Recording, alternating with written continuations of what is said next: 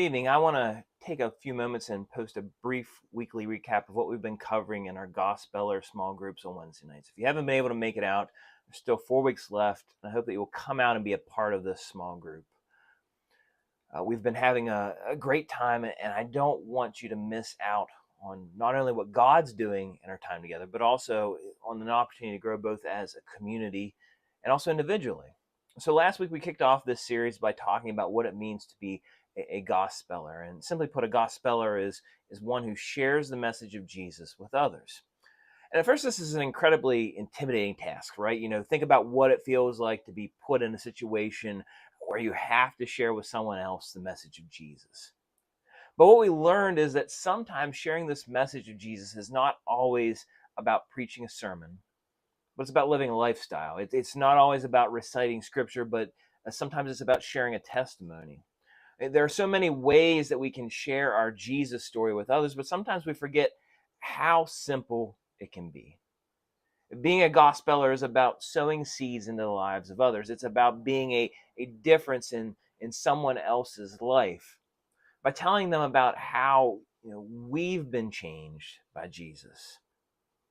It's about not only telling them who Jesus is and what he's done for us, but it's about living it right out before them. As gospelers, we won't always see the change maybe in someone else's life right away.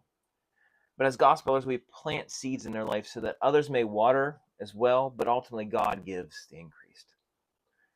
Last night we talked about the idea of being a gospeler a step further, and we talked about being someone who God uses. And sometimes if we look at the Bible, we look at it as a book full of superheroes. Obviously, these men and women were incredible examples for us today, but in their feats and their deeds, we sometimes miss out on just how ordinary they were day in and day out. Peter, James, John, Andrew, the first disciples that Jesus called, they were fishermen.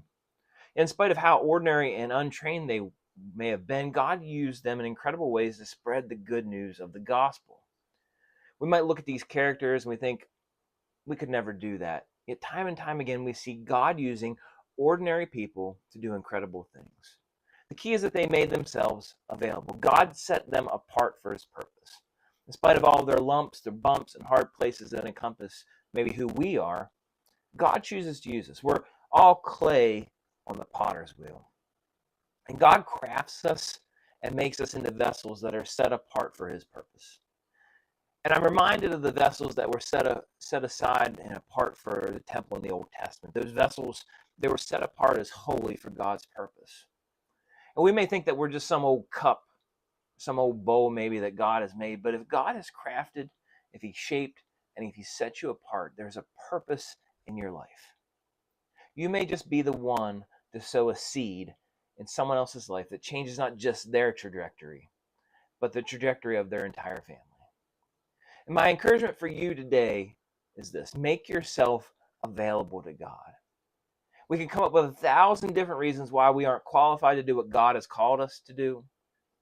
But God doesn't care about qualifications.